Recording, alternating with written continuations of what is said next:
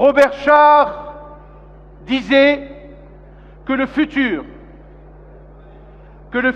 n'est pas un endroit où nous allons, mais un lieu que nous créons. Les chemins ne sont pas à trouver, mais à construire.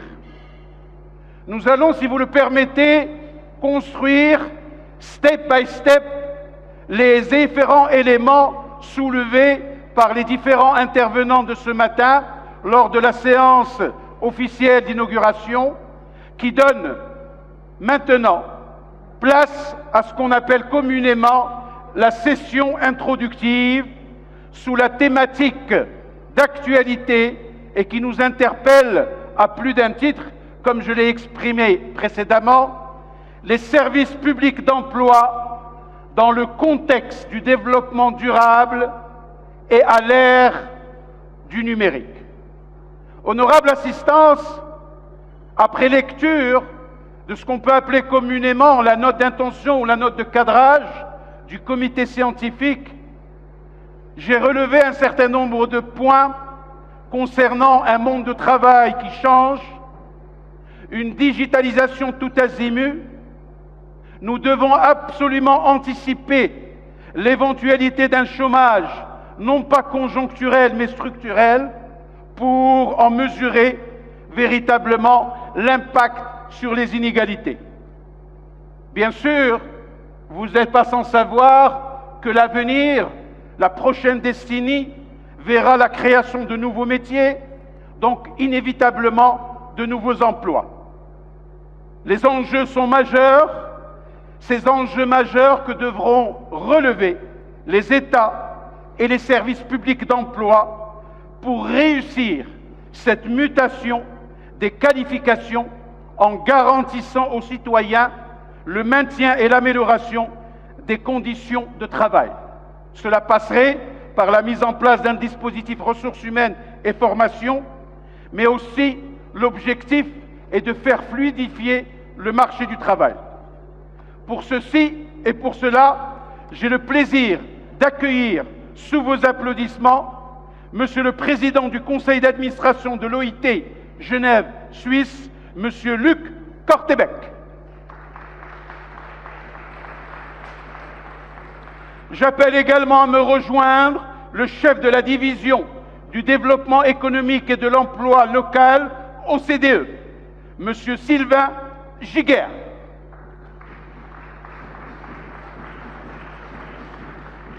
Et le président de PES Network, Monsieur Fons Leroy, qu'ils en soient remerciés de nous honorer de leur présence et de ce processus de partage d'expérience qui nous permettra sans nul doute d'aller de l'avant et de trouver les solutions appropriées.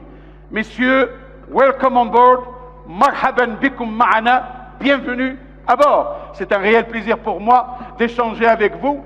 Alors comment les choses vont se passer, mesdames, mesdemoiselles et messieurs? Chaque intervenant aura entre 15 à 20 minutes maximum pour présenter son point de vue, pour partager avec nous les expériences.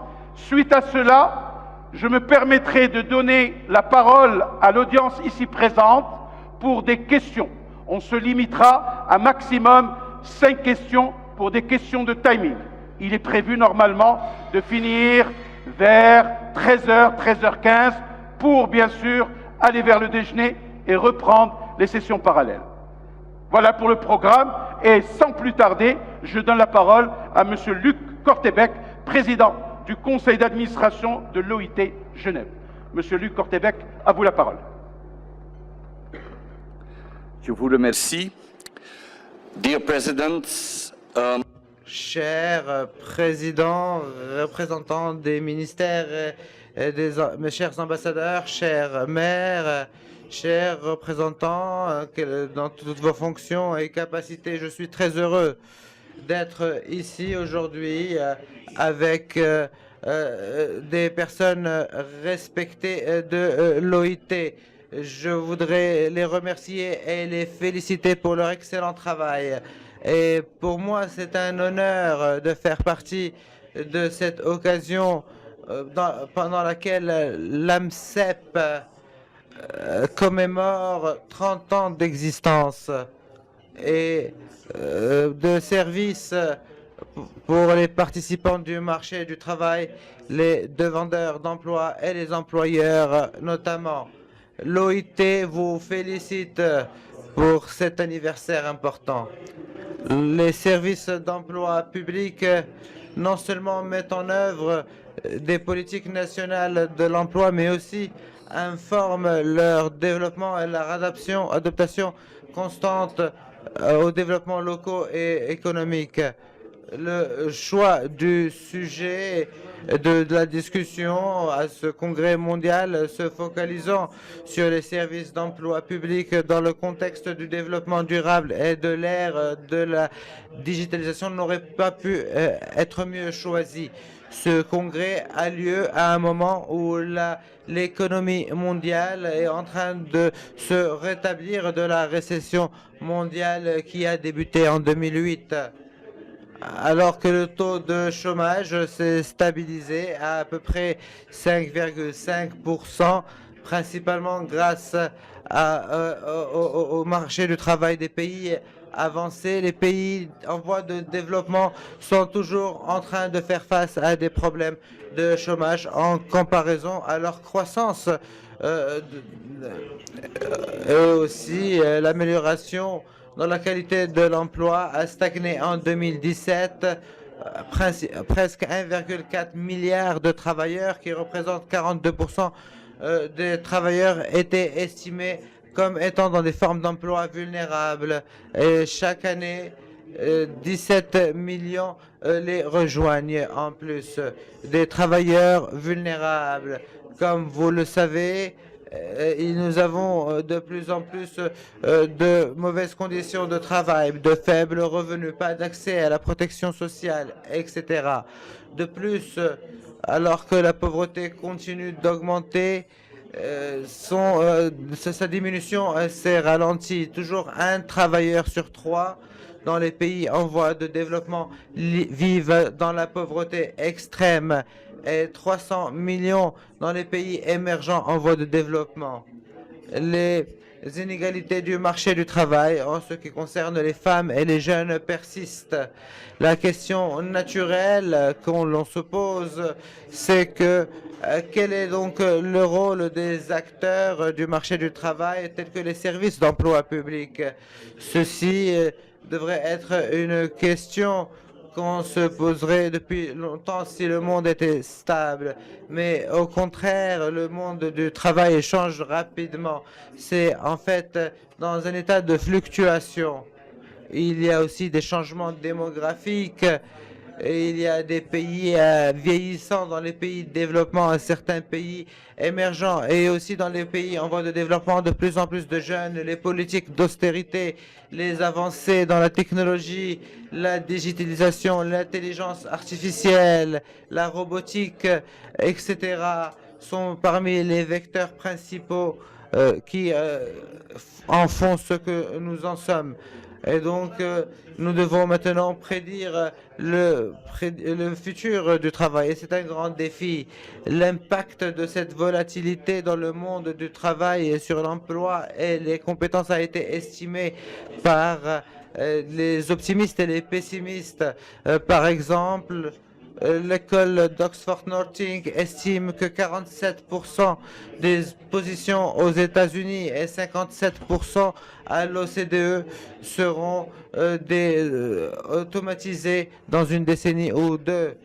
Le Forum économique mondial de notre côté a estimé un impact négatif de seulement 5,1 millions d'emplois qui seront perdus.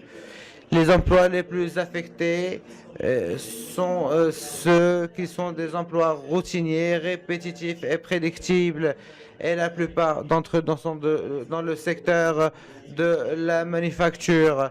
Et donc, ceci pose la question de la capacité des pays en voie de développement pour être en ligne avec l'industrialisation comme les pays avancés et les tigres asiatiques. Ce qui est important aujourd'hui, c'est comment les politiques et les institutions du marché du travail répondent pour optimiser l'impact positif et minimiser les pertes en anticipant quelles sont les professions qui vont disparaître et quelles sont celles qui vont émerger, quels emplois de la classe moyenne seront supprimés et quelle sera la nature des nouveaux emplois. Et ceci pourrait aider les politiques et les agences d'emploi public à mieux se préparer et concevoir du développement de compétences de façon appropriée et encourager des politiques d'employabilité. En Europe, par exemple, les études démontrent que une personne sur 10, un adulte sur 10 n'a pas de compétences digitales, jusqu'à 18% qui n'ont pas accès à Internet en Europe. Dans les pays en voie de développement, nous pensons que les jeunes utilisent beaucoup tout ce qui est technologique, mais n'ont pas vraiment les compétences technologiques pour être des acteurs du marché du travail. Et aussi par rapport au type et au nombre et la nature des emplois qui changent, mais aussi la forme des emplois.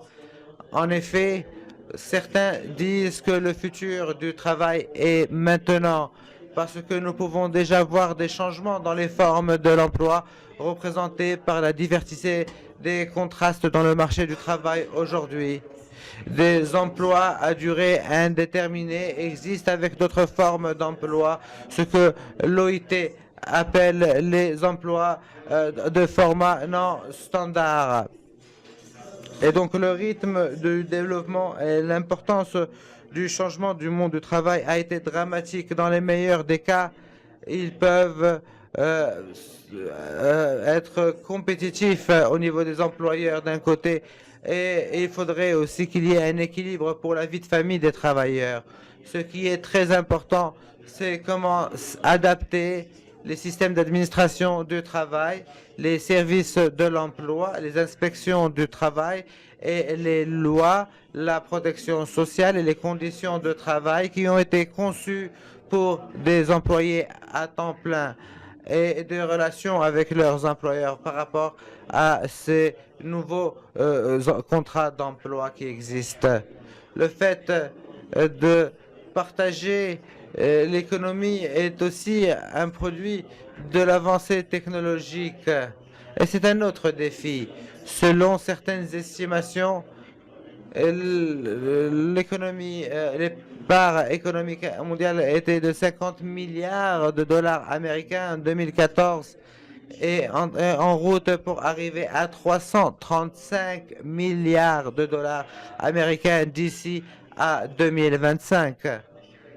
Alors que les acteurs économiques s'occupent des services d'emploi public, il y a des agences privées de l'emploi, ou alors est-ce que les agences publiques peuvent être en ligne avec les nouvelles technologies pour mieux servir les citoyens? Il est clair que les résultats finaux du monde qui évolue et les différentes avancées technologiques seront définies par des choix politiques. Comment optimiser les bénéfices nets pour créer l'avenir que nous voulons, un futur avec des emplois dignes et décents et avec une justice sociale. Et il faut donc renforcer un cadre politique pour l'emploi en couvrant les politiques macroéconomiques qui vont mener l'emploi à arriver à une transformation structurelle, et ceci est soutenu par des politiques et ceci est impératif. L'OIT et nos politiques avec la Convention 122, nous disons que les États membres doivent concevoir des politiques d'emploi et économiques qui assurent des emplois productifs choisis librement pour tous ceux qui sont disponibles et qui veulent travailler. La Convention de l'emploi 88 et les agences privées avec la Convention 181 ont demandé à l'OIT d'arriver à un emploi total grâce aux agences d'emploi publiques dans un marché du travail qui soit opérationnel et qui doit être promu. En d'autres termes, même dans les turbulences actuelles dans le marché du travail, comme cela a été observé, et cela est faisable, comme l'objectif de développement durable 8 des Nations Unies pour l'agenda 2023. Donc, l'objectif d'emploi total est faisable et à la fois l'emploi public et privé ont un rôle central à jouer. En ligne avec le thème de cette conférence, je voudrais dire quelques mots par rapport à l'impact de la digitalisation sur les services d'emploi public. Certains disent que les opérations des services de l'emploi public sont affectées particulièrement dans les pays développés à cause de la pression sur les budgets et le fait de devoir réaliser l'efficacité et l'efficience. Deuxièmement, les demandes croissantes et les attentes croissantes des demandeurs d'emploi. Et troisièmement, l'évolution des corrections et d'analyse et du big data. Étant donné que les robots pourraient remplacer un nombre significatif d'emplois, les services d'emploi public doivent traiter plus d'emplois, de demandes d'emploi d'un côté et d'un autre côté. Il n'y aura que peu d'offres d'emploi. Mais d'un autre côté, le développement dans l'intelligence artificielle peut aider les services publics à mettre en place de nouveaux et de meilleurs systèmes pour servir ces clients et potentiellement réduire les coûts opérationnels. La survie de cela va dépendre de comment est-ce que nous anticipons et nous adaptons aux changements constants et rapides et en tirant avantage des avancées dans la technologie telle que le S-Big Data pour rester à la page. Beaucoup de services d'emploi public ne sont pas seulement conscients de cela, mais sont tous prêts à prendre des mesures pour adopter la technologie dans leur offre de services avec plusieurs canaux de prestation de services. En Belgique, nous parlons de l'avancée des technologies de l'information pour offrir à des clients des services aux différentes parties prenantes et en utilisant les innovations. Il y a aussi Vidiab qui est une organisation et nous travaillons avec le gouvernement flamand et je suis un des partenaires sociaux et nous avons créé cette institution en 1989. Mais je les félicite je félicite Vidiab, mais aussi Forem, Actiris et ADR, les 4 institutions belges dans un petit pays pour le fait qu'ils ont mis en place une grande coopération et je voudrais le remercier pour cela. En France, Pôle emploi a entrepris des choses pour améliorer ses services en se basant sur la technologie. Dans les pays émergents et en voie de développement, la technologie peut fournir une façon viable pour exploiter les services d'emploi de façon géographique à différents groupes de travailleurs. En Inde, en 2015, l'Agence de l'emploi a adopté les systèmes d'adéquation en ligne. Le portail est un canal pour tous les acteurs clés dans le marché du travail. Les services publics et privés, les institutions de formation, les chercheurs d'emploi, les employeurs et même les auto-entrepreneurs. Je suis sûr que vous avez tous d'autres bons exemples qui viennent de vos institutions et de vos expériences.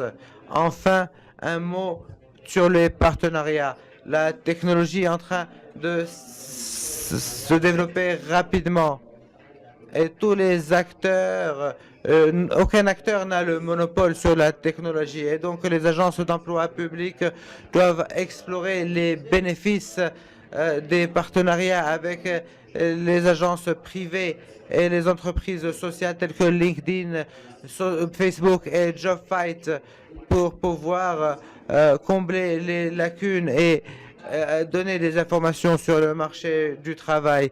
Ceci est incroyablement important, sachant que beaucoup de gouvernements ont mis en avant l'utilisation du big data dans la prise de décision. En 2017, LinkedIn avait plus de 500 millions de membres, 9 millions d'employés et plus de 9 millions d'offres d'emploi. En 2018, aux États-Unis, 146 millions de travailleurs ont des profils LinkedIn et 20 000 entreprises et 20 millions d'emplois sont postés. De plus, LinkedIn a produit des rapports en se basant sur les analyses Big Data et est entré en partenariat avec beaucoup de gouvernements dans les économies avancées et émergentes. Nous pouvons continuer.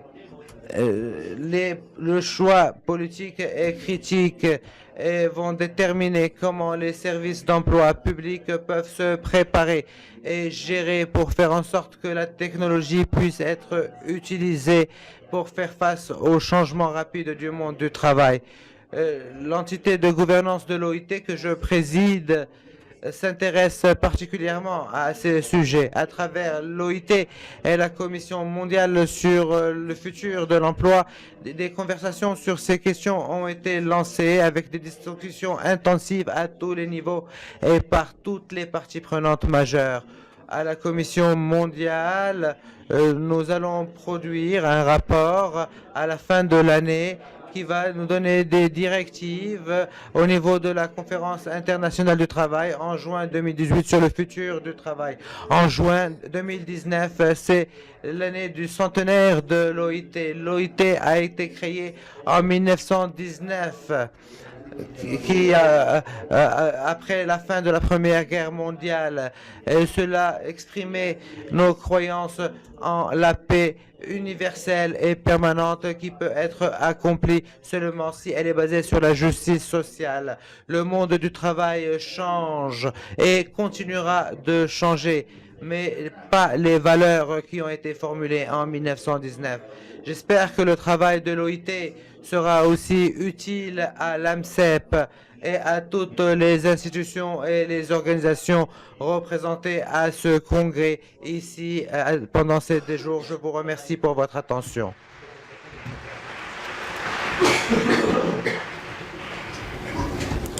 Merci beaucoup, Monsieur le Président.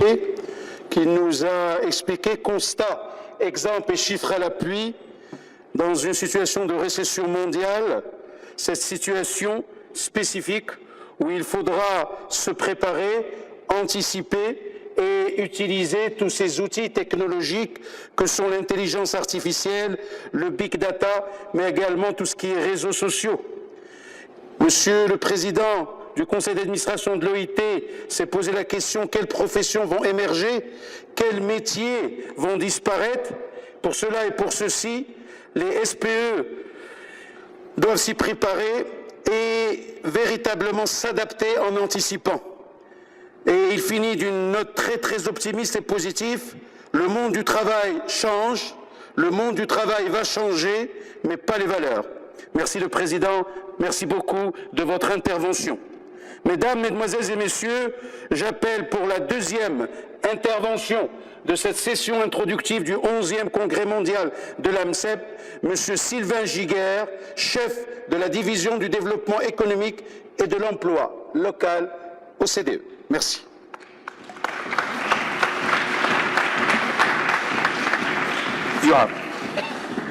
Merci beaucoup, Monsieur le maître de cérémonie. J'aimerais également remercier chaleureusement l'AMCEP et le Royaume du Maroc pour ce grand privilège qui est accordé aujourd'hui à l'OCDE. It's fantastic to be in Marrakesh today. I mean, I was C'est super que d'être à Marrakech aujourd'hui. Je veux dire, je me suis senti chanceux d'être en printemps à Paris. Et là, je me retrouve même en été. Donc, c'est le comble pour moi. Alors, le marché du travail passe un certain nombre de transformations. Et Luc Kutterberg vient de nous expliquer plusieurs de ces aspects. Donc, ce que j'aimerais, et il est important de mentionner que ces transformations ont un impact sur les gens, sur les compagnies et aussi sur les politiques que nous exécutons et aussi sur les rôles des SEP. Donc, je vais vous parler de certains de ces défis et partager avec vous certaines des leçons que l'OCDE tire de ces changements. Et j'espère que ma présentation va être claire parce que même si nos services d'emploi peuvent être accessibles à travers un smartphone, et ce n'est qu'un BlackBerry que vous voyez là, alors qu'il y a une demande augmente pour des services d'emploi proactifs dans le terrain, dans le monde aujourd'hui. Donc je pense que nous convenons tous sur le fait. Je reviens un peu en arrière, désolé. Alors, l'utilisation de la technologie ne cesse d'augmenter. On peut voir cela sous des angles différents. Bon, là, vous les voyez de côté, en fait, les écrans. Alors là, c'est le montant des services technologiques et de leur capital. Et vous voyez combien les compagnies dépensent sur les softwares et les hardware pour toute heure de travail au sein de l'entreprise. Et ces chiffres sont doublés, triplés ou quintuplés selon les pays que vous regardez sur les 15 dernières années. Vous pourriez aussi voir le nombre d'utilisation de robots. À gauche, vous voyez annuellement les montants additionnels utilisés de façon annuelle que les entreprises mettent sur place dans leur lieu de travail. Et ces chiffres sont en train de tripler, disons, ces 10 dernières années, et nous attendons à ce que cela augmente encore plus. Le coût des robots baisse encore de plus en plus rapidement. Il y a 5 ans de cela en Chine, ça leur a pris 5 ans d'avoir un retour sur investissement. Le coût de remplacement d'un employé par un robot. L'année dernière, c'était 1 an et demi, et en 2020, ça sera moins d'une année pour le retour, moins d'une année de salaire pour le retour sur investissement. Et ça, vous voyez le nombre de robots qui remplacent les employés que vous voyez est en train de doubler ou même tripler sur le graphe du côté droit en même temps. La plateforme économique est en train de créer plusieurs nouveaux emplois et cela est en train d'avoir un impact sur les conditions de travail moyennes des travailleurs parce que parfois ces emplois sont des emplois précaires. Et donc l'évaluation technique est en train d'avoir un grand impact. C'est vraiment une révolution technologique comme nous l'avons entendu ce matin parce que ça a un impact sur les emplois. Et puis, bien sûr, Luc a mentionné certains chiffres. Vous avez peut-être entendu parler des estimations de 50% des emplois qui vont disparaître ces 15-20 prochaines années. Et au niveau de l'OCDE, nous sommes un peu plus conservateurs concernant ces aspects. Et nous estimons que peut-être 15% de tous les emplois vont être supprimés sur les 15-20 prochaines années. Cependant, plus d'emplois, beaucoup plus d'emplois vont connaître un énorme changement parce que ce n'est pas les emplois qu'on automatise, mais c'est certaines tâches. Et donc, c'est la composition du travail que nous allons changer. Donc, c'est la description du poste dans les différentes professions et les carrières qui vont changer au sein de votre pays. Cependant, l'impact de l'automatisation peut être différent à travers les différentes régions de votre pays. Par exemple, vous pourriez être un pays qui a peu de risques d'automatisation parce que l'économie est assez productive, mais il pourrait y avoir des régions au sein de votre pays où le risque serait plus élevé parce que les secteurs principaux sont là et qui sont moins productifs. Et donc là, vous avez une fourchette des différences de ce qui peut être attendu dans certains pays OCDE.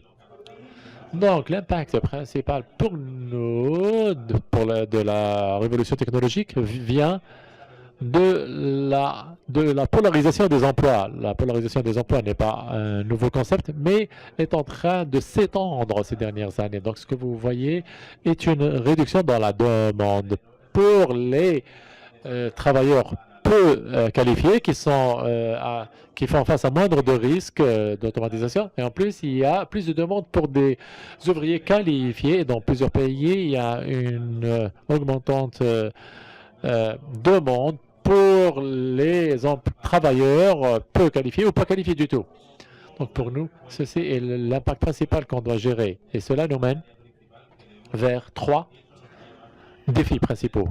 D'abord, comment fournir les qualifications du nouveau monde de l'emploi, comment est-ce qu'on peut créer un équilibre du marché de travail en passant d'une catégorie de qualification vers une autre. Et troisièmement, est-ce qu'on est en train d'utiliser les bonnes qualifications pour améliorer la productivité et les conditions de travail? D'abord, le type ou la fourniture de qualifications. Alors, nos éducations et nos systèmes de formation souffrent dans la plupart de nos pays pour fournir les qualifications dont l'économie a besoin. Aujourd'hui, le marché du travail veut des travailleurs avec un mélange de qualifications cognitives, donc ils savent comment fonctionner, et puis après des qualifications soft comme la communication et avec des qualifications informatiques. Ceci n'arrive pas dans le marché.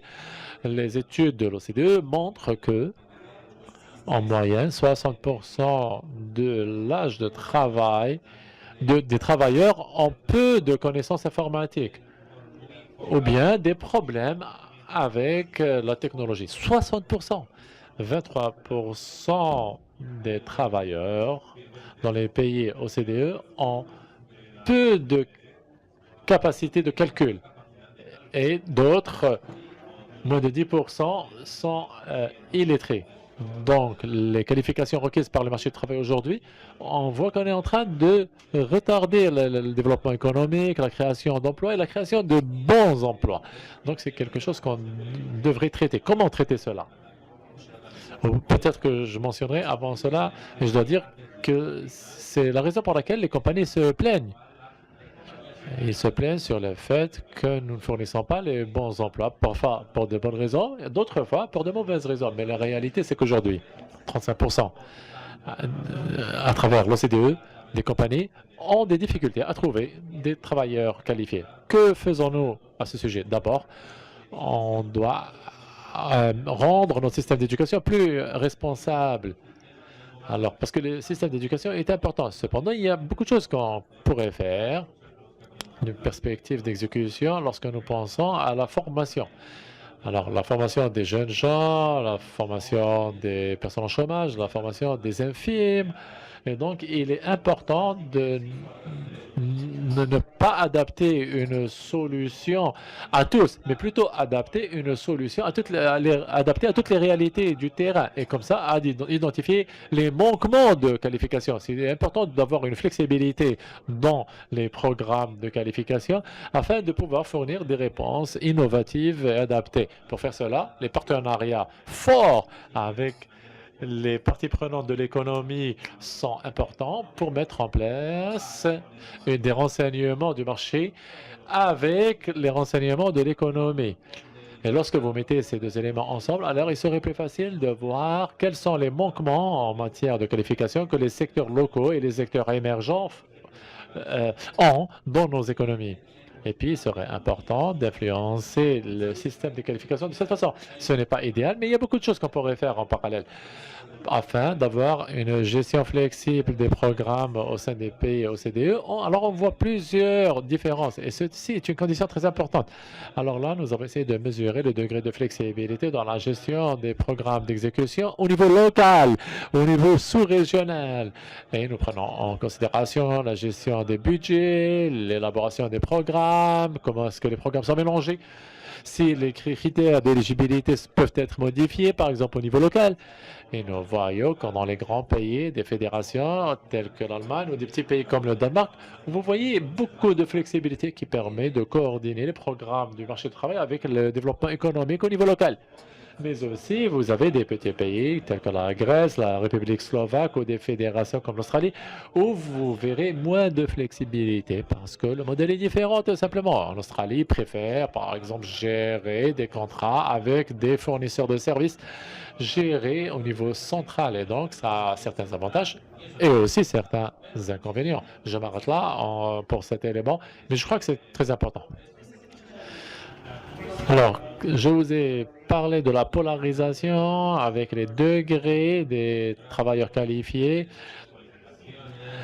Alors, nous avons besoin de créer un équilibre du marché de l'emploi en aidant les employés peu qualifiés pour acquérir les qualifications requises afin d'effectuer de meilleurs emplois. Mais nous n'arrivons pas à faire cela proprement et le danger, c'est que les employés peu qualifiés n'ont pas accès à de meilleurs emplois. Alors, ils vont présenter une concurrence aux personnes non qualifiées. Alors, non seulement ils vont obtenir un salaire inférieur, mais ils vont contribuer à entraver le marché des personnes non qualifiées. Et c'est pour cela qu'aujourd'hui, nous ne voyons pas beaucoup d'inflation dans nos économies. Que pourrions-nous faire à ce sujet? Alors, heureusement ou malheureusement, on peut compter sur l'expérience que nous avons établie au cours de ces dernières années pour améliorer les qualifications des ouvriers peu qualifiés. Parce que c'est notre priorité depuis 2000. Et nous continuons à améliorer ces qualifications parce que c'est les personnes qui profitent le moins des formations professionnelles. Mais nous pouvons vraiment utiliser ce que nous avons identifié en termes de ce qui fonctionne bien, ce qui ne fonctionne pas bien, pour fournir des leçons, pour aider les employés peu qualifiés pour obtenir plus de qualifications. D'abord, on doit s'assurer que la formation est flexible en termes de formation modulaire, des formations à mi-temps, à travers des méthodes e-learning. Et nous devons engager les employeurs et les aider à identifier ce qu'ils peuvent gagner à travers des formations supplémentaires. Et ceci est important parce que s'ils vont connaître le gain qu'ils vont avoir, alors à ce moment-là, ils vont contribuer et ils vont plus facilement prendre une décision concernant l'investissement de leur temps et de leur argent. Et plusieurs pays ont essayé de faire des tests pour les employeurs et les employés afin d'évaluer le gain à travers des formations supplémentaires. On peut utiliser bien sûr des intermédiaires à cette fin, à travers les fournisseurs de formation et les employeurs. Et là, c'est les services de l'emploi qui rentrent en jeu. Et nous avons besoin aussi pour les PME qui ont moins de capacité pour s'inscrire à ces formations. Là, j'arrive au dernier défi, qui est le plus difficile en fait. Alors, même si vous êtes capable de fournir les bonnes qualifications dont l'économie a besoin, même si vous êtes capable de créer un équilibre du marché de l'emploi et améliorer les qualifications des personnes peu qualifiées, alors on ne pourra pas améliorer le niveau de vie de façon significative. Alors si on veut améliorer le niveau de vie, alors on doit améliorer les salaires. Pour améliorer les salaires, on doit améliorer la créativité. L'une des meilleures façons pour améliorer la créativité, c'est d'utiliser tous les talents des employés disponibles au sein des compagnies, et ceci n'arrive pas aujourd'hui. Selon notre étude OCDE, parce que les qualifications des personnes ne sont pas utilisées au bon endroit, à travers, que ce soit dans les pays développés ou les pays émergents. Et c'est pour cela que nous avons des difficultés dans des pays comme le Maroc. Et c'est cette situation qui affecte tous les pays, des pays qui veulent sortir de ce piège de personnes peu qualifiées et les utiliser pleinement dans toutes les compagnies. Et la relation entre l'utilisation des qualifications et la productivité est claire. Là, nous regardons l'utilisation des qualifications, pas la façon dans laquelle nous lisons. Nous avons appris à lire et écrire dans les écoles. Si on utilise la lecture dans tous les lieux de travail, alors ça affecte directement la productivité. Il est important donc de non seulement investir dans la fourniture de qualifications qui est essentielle, mais on doit s'assurer aussi que les qualifications sont bien utilisées par les compagnies. Non seulement investir sur la fourniture, c'est l'axe horizontal, mais aussi on doit s'assurer que c'est demandé et pleinement utilisé par les compagnies sur l'axe vertical. Et de cette façon, on peut avoir plus d'équilibre de qualification à travers laquelle on créerait une bonne qualité d'emploi. Comment ferions-nous cela très rapidement? Et ça, c'est un rôle que les services de l'emploi peuvent jouer. Il est important d'être capable d'identifier les compagnies avec un grand chiffre d'affaires, parce qu'un grand chiffre d'affaires, un mauvais chiffre d'affaires, pardon, et ceci est signe de mauvaise gestion. Et donc, il serait mieux et plus efficace pour utiliser l'argent public de travailler avec d'autres parties prenantes pour essayer d'identifier ce qui cloche dans ces compagnies. Dans plusieurs pays, en Europe et aux États-Unis,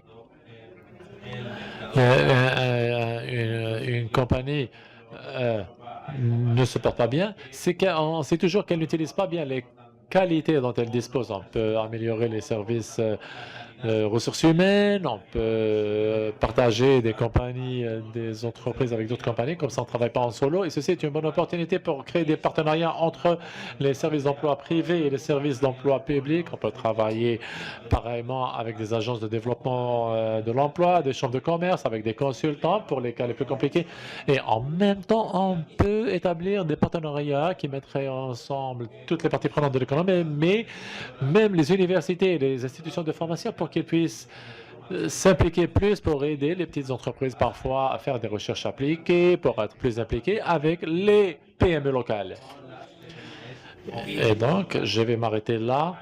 J'espère avoir été capable de vous convaincre que les services d'emploi publics peuvent et doivent aujourd'hui jouer un rôle plus actif et plus important. Ils peuvent être des leaders même et être plus flexibles pour coordonner ces développements économiques avec le développement des qualifications. Et ça serait facile de créer des partenariats avec des partenaires en pratique et mettre des résultats et améliorer les qualifications des employés non qualifiés ou peu qualifiés, être partenaire avec les parties prenantes de l'économie pour utiliser mieux les talents qui vont augmenter la productivité, améliorer les salaires et par conséquent les conditions de vie. Merci beaucoup pour votre attention. Merci beaucoup, Monsieur Sylvain Giguère, chef de la division du développement économique et de l'emploi local à l'OCDE. Monsieur Giguère nous a donné sa vision du marché de travail à travers le parti pris stratégique de l'OCDE. Cette transformation avec les impacts sur les gens, les compagnies et les politiques, ce changement certes, avec cette utilisation de la technologie qui ne cesse d'augmenter, et probablement, certainement, sûrement, le robot qui va remplacer l'être humain au fur et à mesure. Ceci a un impact non négligeable sur les conditions de travail des employés, probablement des changements de métier, mais M. Sylvain Giguère a porté sa réflexion sur ce qu'on appelle communément la polarisation des emplois qui, elle, s'étend de plus en plus. Bien sûr, M. Giguère nous a donné 3 défis majeurs à relever, en donnant, bien sûr, des pistes de réflexion et des ébauches de solutions. Merci, Monsieur Giguère, d'avoir participé et partagé votre expérience en tant que chef de la division du développement économique et de l'emploi local. Honorable assistance, nous arrivons à la 3e intervention et celle où nous aurons le plaisir d'accueillir le président PES Network, Monsieur Phonse Leroy. Sous vos applaudissements, ladies and gentlemen.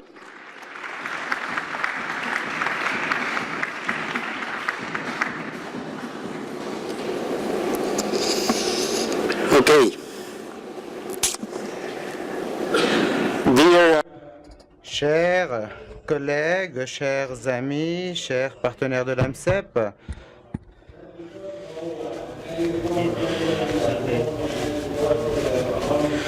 merci beaucoup pour tout le travail que vous avez fait en Turquie pendant les 3 dernières années.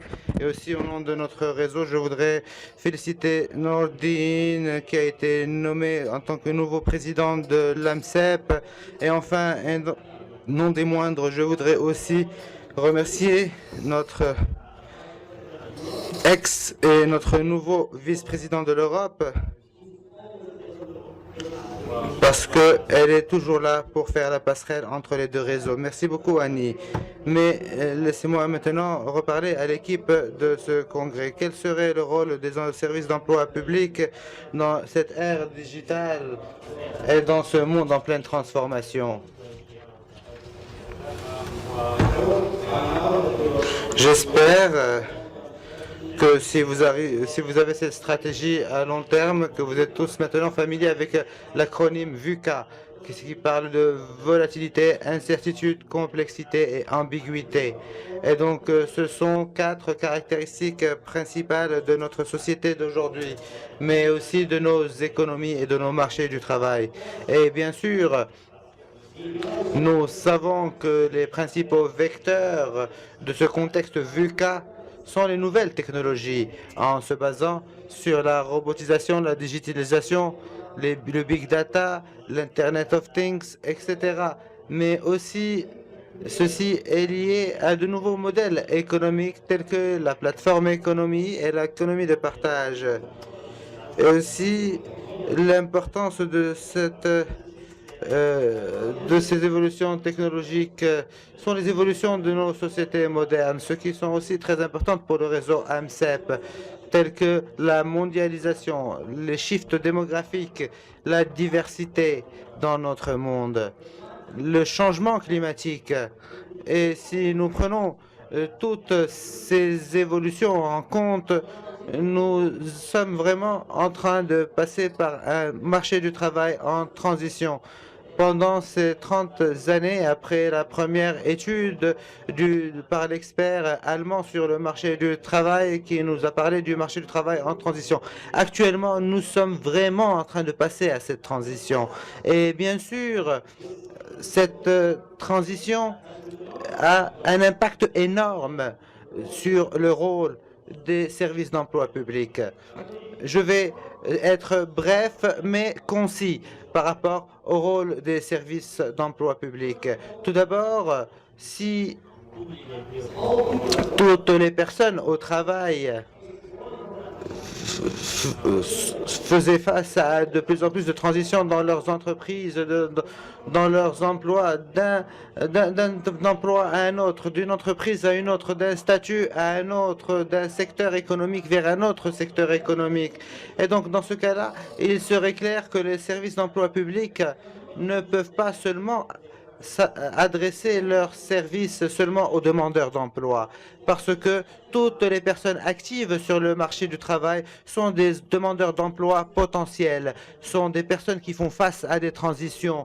Donc nous devons passer des services d'emploi public aux agences publiques de développement de carrière, pour utiliser les mots du nouveau livre publié par le WCC, c'est la gestion des travailleurs. Ce n'est pas seulement la gestion des demandeurs d'emploi. Nous devons gérer tous les actifs, ceux qui demandent de l'emploi et ceux qui sont employés. Ça, c'est mon premier point.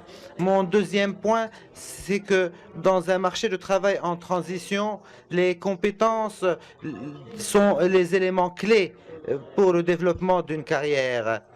Et donc, nous, en tant que service d'emploi public, nous devons être des experts dans les compétences et dans le développement de ces compétences. Et nous devons mettre en place un système de développement des compétences pour guider les personnes pendant leur transition. Donc, mon deuxième point est que nous devons investir dans des politiques basées sur les compétences. Mon troisième point, c'est que si nous savons, et cela a été dit par ma prédécesseur, si nous savons que nous allons maintenant avoir de nouveaux emplois à l'avenir, certains emplois vont disparaître dans chaque profession, nous allons travailler avec des robots ou avec une forme d'automatisation. Dans ce moment-là, nous devons travailler en prenant en considération pas seulement les niveaux de compétences ou le fait d'acquérir les compétences techniques nécessaires, mais il faut investir dans les compétences du 21e siècle. Ce sont des compétences dont les personnes ont besoin pour pouvoir faire face à toute cette transition dans le monde de demain. Et ceci nécessite un très grand investissement, un énorme investissement pour promouvoir et aussi pour investir et former pour que chaque personne active sur le marché du travail pourra réussir. Parce que ces compétences garantissent que les personnes vont trouver leur chemin dans un monde en plein changement. Et donc, si on se concentre sur les compétences du 21e siècle, à ce moment-là, je dois dire que ceci aussi est une conséquence sur les compétences des services d'emploi public. Et donc, nous devons aussi penser à nos propres compétences, parce que nous ne pouvons pas séparer le fait de guider les personnes de l'enseignement et de la formation. Parce que lorsque vous devez soutenir des personnes en transition, c'est une combinaison d'orientation et de développement de compétences. Donc, le service d'emploi public doit avoir les deux compétences. Des compétences en tant qu'orientateur, mais aussi des compétences en tant que formateur. Et donc, ce sont 3 points importants que je voulais citer qui sont liés à notre nouveau marché et à nos nouveaux défis. Mais nous devons aussi nous adapter nos business models. Et vous pouvez lire sur la slide, j'ai toujours l'ambition de devenir l'Amazon ou le Netflix du marché du travail. Et donc, même avant Amazon ou Google ne deviennent ceux qui s'occupent du marché du travail, parce que c'est un grand danger. Le grand danger, c'est que les entreprises privées vont prendre en charge les politiques du marché du travail. Mais nous sommes là pour assurer, et ceci a été prouvé pendant l'Assemblée générale d'hier, nous sommes là parce que nous avons des valeurs. Chacun a une place sur le marché du travail. Nous commençons du point de vue que chacun a un talent dans le marché du travail. Et donc, si nous voulons faire face à Google, Amazon et à d'autres compagnies qui veulent envahir les politiques du marché du travail, nous devons revoir nos business models. Et donc, nous devons aussi nous baser sur les principes du digital. Pas seulement le digital, mais ce n'est pas seulement le fait de créer de nouveaux appareils digitaux pour nos clients. C'est en fait une première approche digitale pour pouvoir toucher toutes les personnes qui sont affectées lorsqu'elles doivent faire face à une transition. Aussi, c'est aussi important de mettre en œuvre les principes de co-conception et co-création.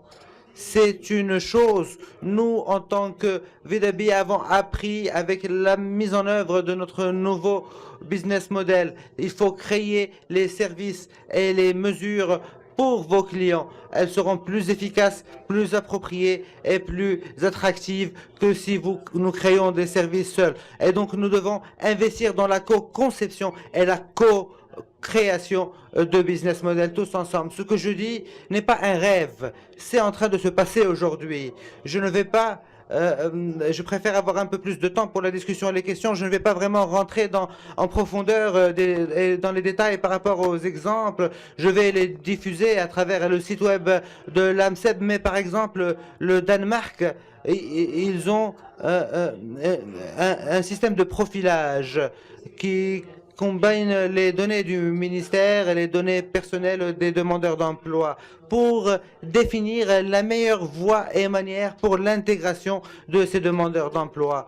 Nous, à Vidyabi, nous allons lancer en septembre sur Netflix, nous allons nous lancer pour que chaque demandeur d'emploi ait sa propre page, non seulement liée aux offres d'emploi qui sont liées à son profil, mais aussi les offres d'emploi liées à ses compétences et les compétences acquises en dehors du contexte professionnel, mais aussi les offres réussies qui ont été utilisées par des profils de leur pairs. Et donc, chaque demandeur d'emploi aura une vision globale sur les possibilités du marché du travail. En Estonie, il y a vraiment un système très performant et interactif. Plus de 200 banques de données sont connectées les unes avec les autres. Et donc, avant que le client ne continue, vous avez déjà toutes les données nécessaires sur votre client à travers la collaboration de plusieurs ministères et agences.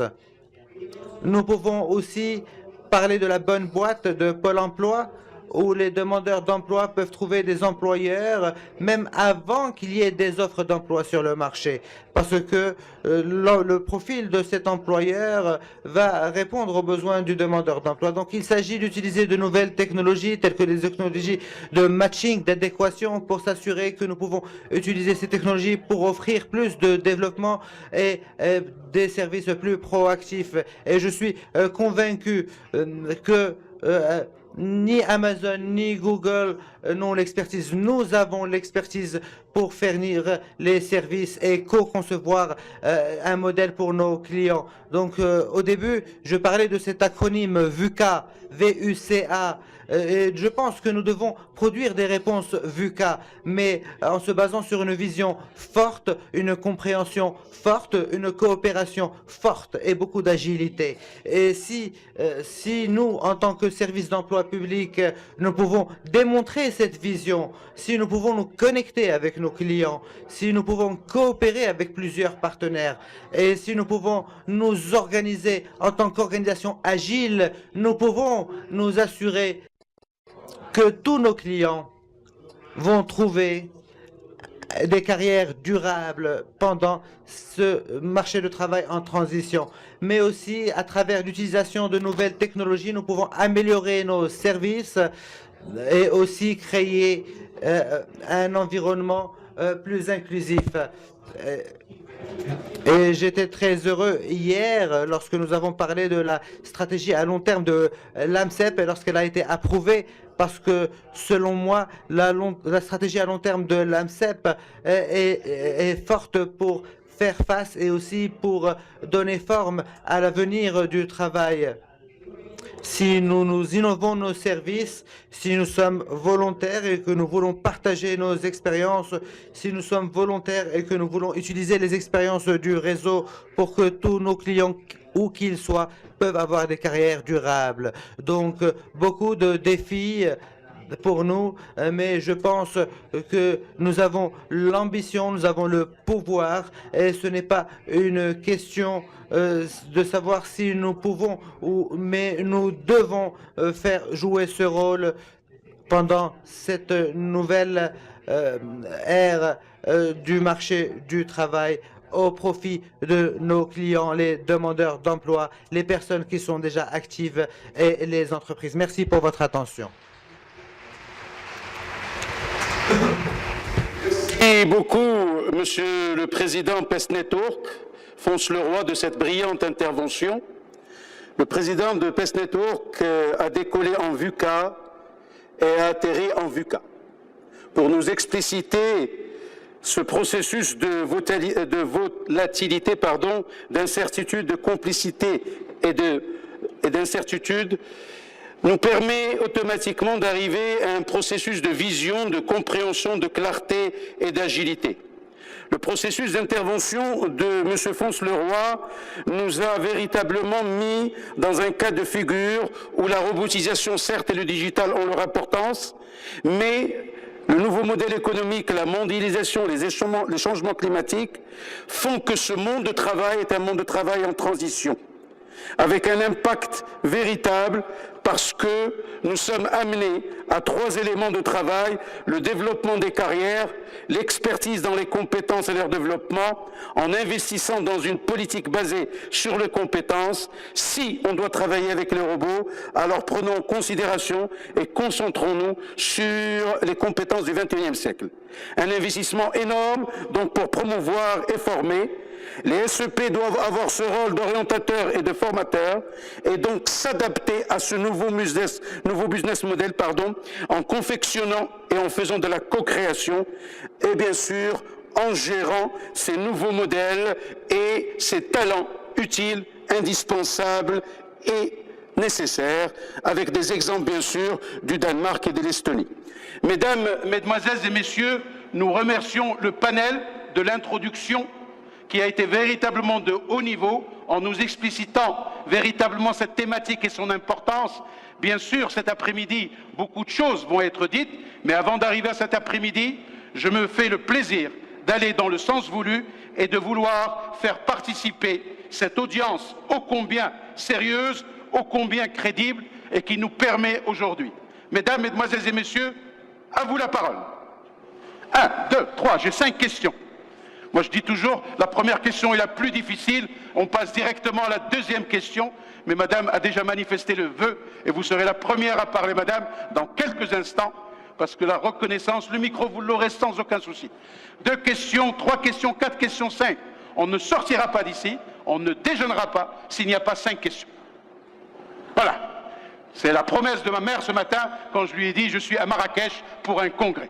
Et vous m'avez jamais applaudi, c'est bien méchant. Moi qui fais un travail incroyable et impensable, un peu plus, please.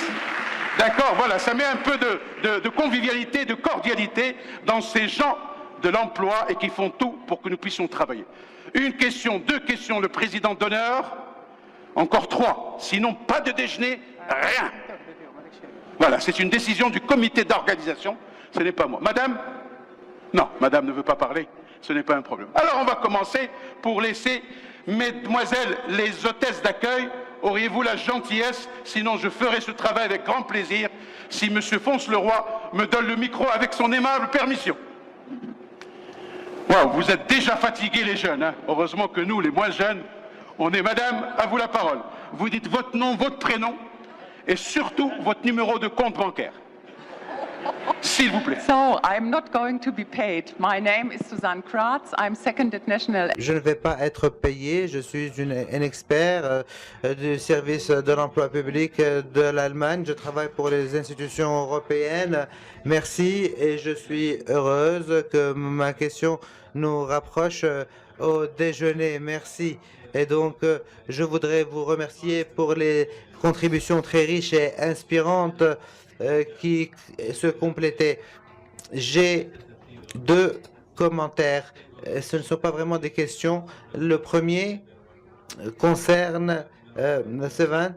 Vous avez dit des choses très importantes par rapport aux risques, mais ayant travaillé sur différents projets pour voir la situation en Allemagne et dans d'autres pays, je dois dire que je voudrais ne plus qualifier les jeunes personnes et les chômeurs de cette façon. Parce que ce que nous voyons, c'est que dans beaucoup de situations, il peut y avoir des manques.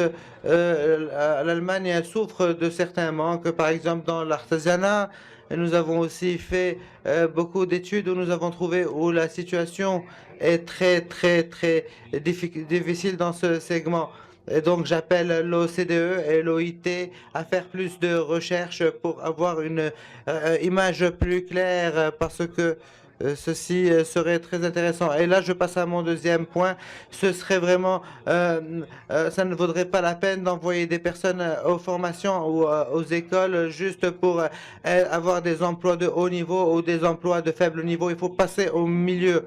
Et mon deuxième point, c'est ce qui nous mène au concept VUCA et au marché de travail en transition. Et le nouveau concept pour les services d'emploi public, c'est l'orientation de la carrière, les services publics pour renforcer au moins les services, parce qu'il y a aussi d'autres acteurs dans les pays. Et ça, c'est mon... J'ai aussi été membre du réseau d'orientation européen. Nous avons discuté beaucoup pour mieux préparer les jeunes pour la transition en commençant aux écoles où nous les orientons pour les carrières. Et ceci nous a mené à une conclusion qui a été confirmée par une résolution en 2008.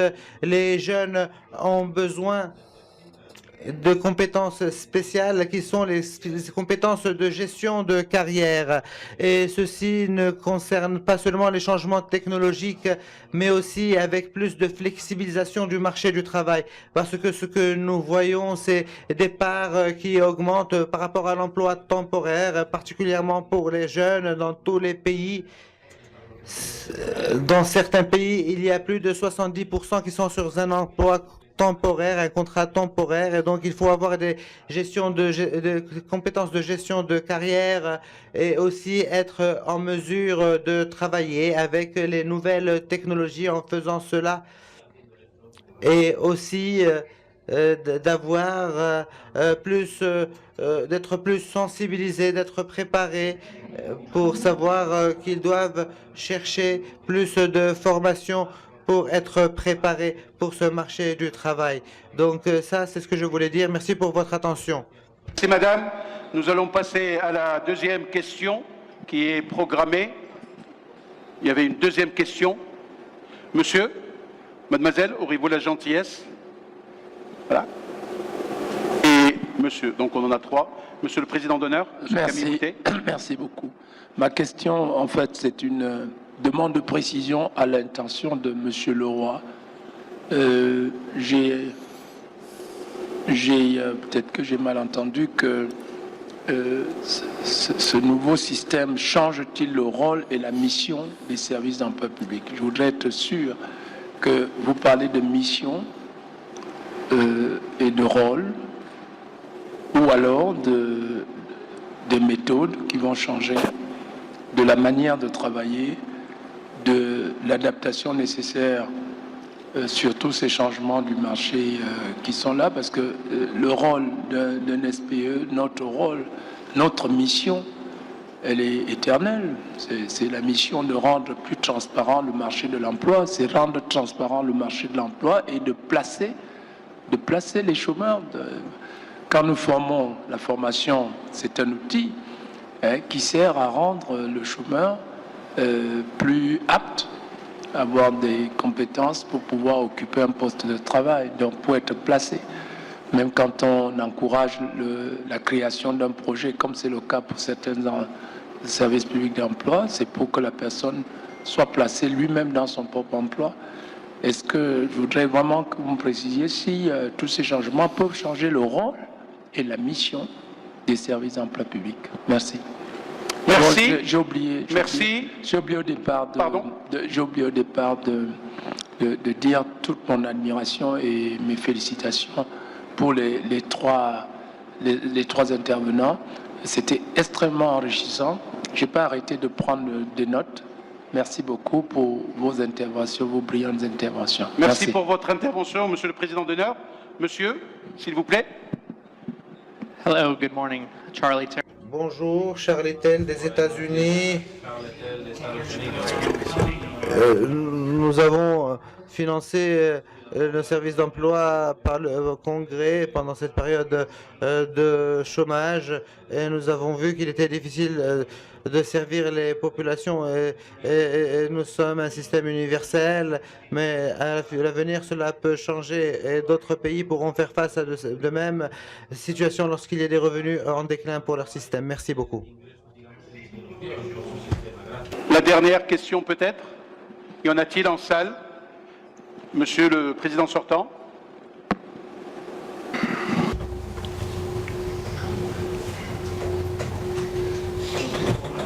Le régime. Tout d'abord, je voudrais remercier les panélistes. Je pense pas qu'il soit nécessaire de poser des questions après des présentations aussi brillantes. De demander aux participants s'ils ont des questions ou des commentaires. Je ne pense pas qu'il était nécessaire de poser ça pour rapport à nos présentations. Nous pouvons dire que si quelqu'un a une question, nous avons besoin de continuer à parler de beaucoup de choses. D'un autre côté, nous n'avons pas vraiment de commentaires. Tout a été dit, tout est très très clair. Tout d'abord, nos amis ont vraiment tout expliqué de façon très claire. Tout le monde avait une courte période de parole et a vraiment été très compréhensible pour nous. Et je pense que dans toute la salle, tout le monde connaît notre responsabilité, que notre responsabilité est une responsabilité très importante. Et par conséquent, nous connaissons nos responsabilités, nous connaissons les devoirs que nous devons faire. Les points importants, je pense, que sur lesquels nous devrions insister, c'est que nous devons persister et persévérer pour traiter nos responsabilités, pour assumer nos responsabilités. Et enfin, je voudrais vraiment remercier nos chers amis, nos panélistes. Merci, merci beaucoup encore une fois. Merci beaucoup. De cette intervention qui nous permet automatiquement de placer les choses dans leur contexte. Messieurs les panélistes intervenants de haut niveau ont suggéré, ont proposé interrogation, débat, échange et partage d'expérience. S'il n'y a plus de questions, donc je me remets à messieurs Kortbek, monsieur Lanfons et monsieur Giguère. À vous la parole, à vous d'intervenir par rapport aux questions qui vous ont interpellé. On commence par vous, monsieur Kortbek. Super. Ah, il y a une question? Super. Bien, parce que j'ai dit à maintes reprises, est-ce qu'il y a des questions? Mais c'est toujours la même chose. Il y a quelqu'un qui s'invite à la dernière seconde. مرحبا بك في عالمي عالم المحبة والمودة والإخاء. تفضل مشكور. شكرا جزيلا على المشاعر الطيبة. مشاعر حب ومودة. وعلى التقدير.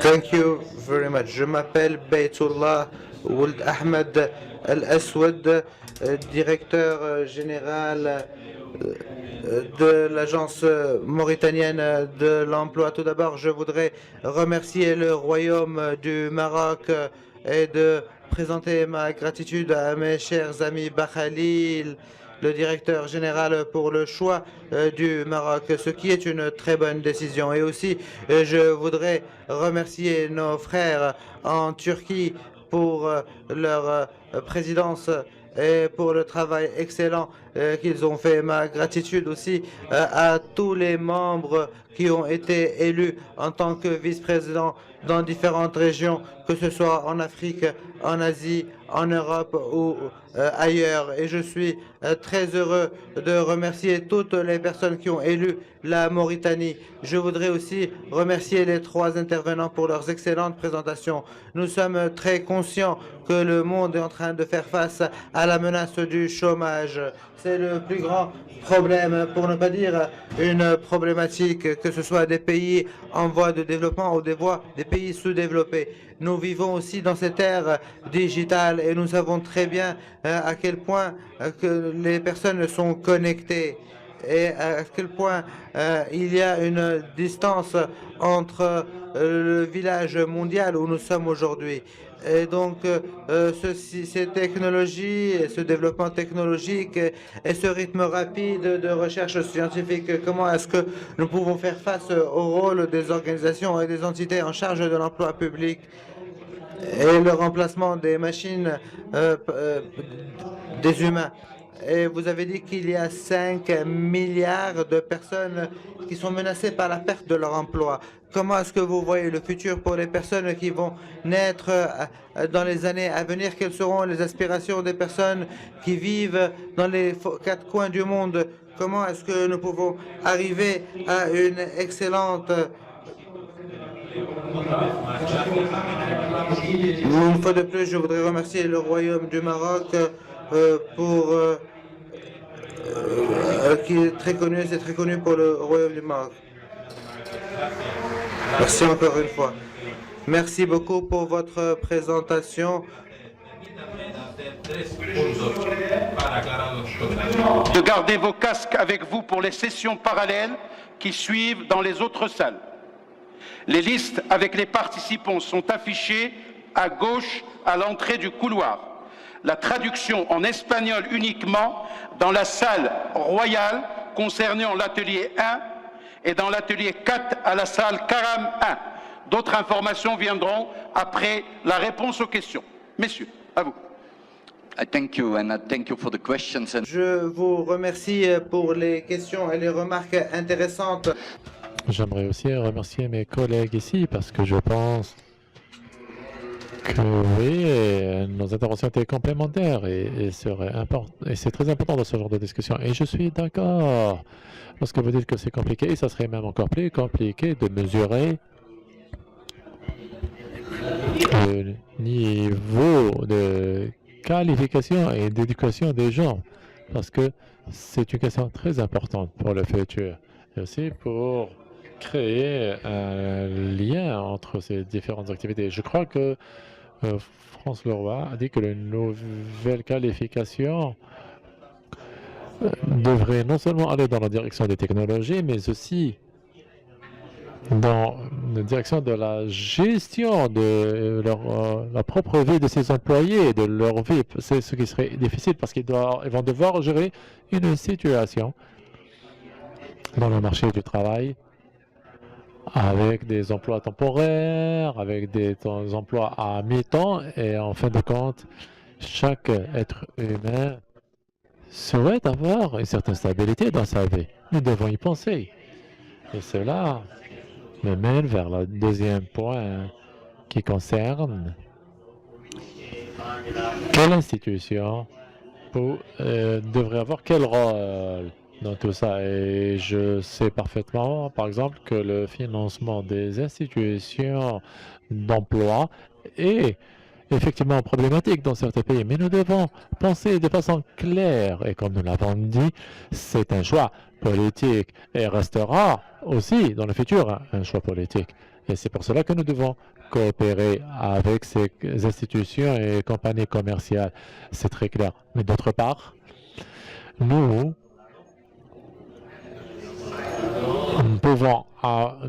avons la responsabilité sociétale et cette responsabilité sociétale concerne l'économie de tous nos pays. Et c'est en même temps une question d'offrir un travail décent à tout le monde.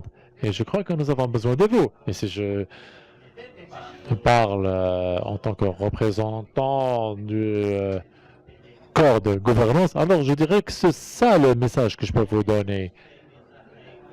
Donc, de la part de l'ILO, et je crois que vous devez jouer un rôle extrêmement important dans le futur dans ce domaine. Monsieur Giguère, des éléments d'appréciation par rapport aux questions posées? Yes, thanks. Oui, merci pour tous les commentaires qui sont tous valides, je dirais, et enrichissants pour nous en même temps. Et je suis d'accord avec ce que Luc vient de dire. Et le paradoxe, c'est que nous demandons plus. On dit que les services d'emploi devraient faire plus en termes, par exemple, de la connexion de tout le monde. Et en même temps, je crois qu'une présence forte sur le terrain où nous avons besoin de leaders et de mettre les gens autour de la même table est très importante. Et comme mentionné par notre collègue américain, les ressources ne font que diminuer. C'est pour cela que nous devons réinventer, développer de nouveaux business models, des modèles business. Et je suis sûr que nous avons des leaders dans cette assemblée, comme Budi Abi et autres. Et plus que jamais, on devrait partager les pratiques, les bonnes pratiques. Et pour commenter ce qu'a dit Suzanne, sur ce qu'a dit Suzanne, je dirais que les employés peu qualifiés sont un groupe assez hétérogène et ce serait intéressant d'offrir des réponses qui ont un sens. Parce que les gens sont dans des situations différentes et nous devons vraiment gérer ces problèmes de qualification. Parce qu'on devrait s'assurer que ces gens doivent utiliser au mieux leur qualification pour une meilleure vie. En les aidant, on va en même temps aider les gens qui n'ont aucune qualification en leur offrant plus d'opportunités. Je m'arrête là. Merci. Monsieur Leroy?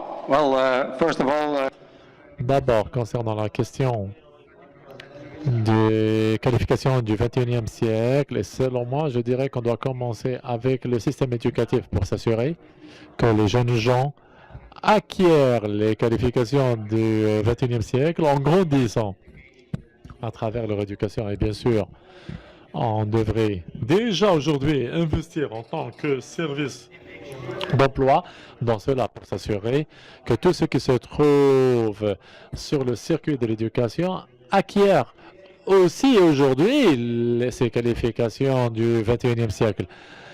Et nous avons, par exemple, nous-mêmes introduit cela dans tout notre cursus d'éducation. Il ne s'agit pas d'activation rapide, mais il s'agit d'activation durable. Et les qualifications du 21e siècle sont une façon d'activer de façon durable tous les processus. Pour moi, c'est très important. Le deuxième point. et qu'on pourrait discuter longuement les visions et rôles des services d'emploi public, mais nous n'avons pas discuté du leadership. Et je suis d'accord avec vous parce que vous avez dit dans votre introduction, vous avez dit qu'on doit, en tant que service d'emploi, on doit être des leaders. On ne doit pas avoir peur des défis. On doit faire face, on doit les voir comme des opportunités. Et en se basant sur nos forces communes, je suis sûr qu'on peut offrir et apporter des réponses pour tous citoyens dans le futur.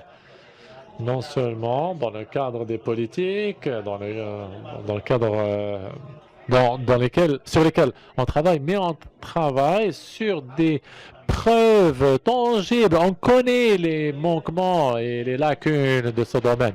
Et donc, pour nous, on devrait montrer aux politiciens qu'il y a des lacunes dans leur système politique et on devrait les aider, prendre l'appui avec des outils et solutions pour apporter au marché du travail. Merci.